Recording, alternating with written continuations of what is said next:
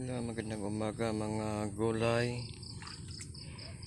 Ito po ako dito sa may Ampalaya Farm,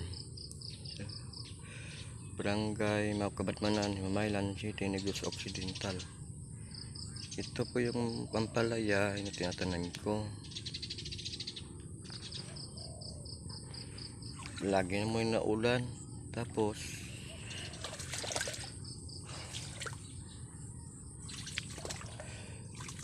mabuti, walang sakit at saka walang uot.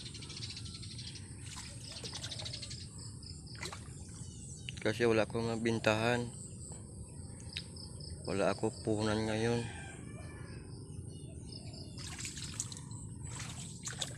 Pakitulong po, at saka kung sino ba yung pag share po dito yung video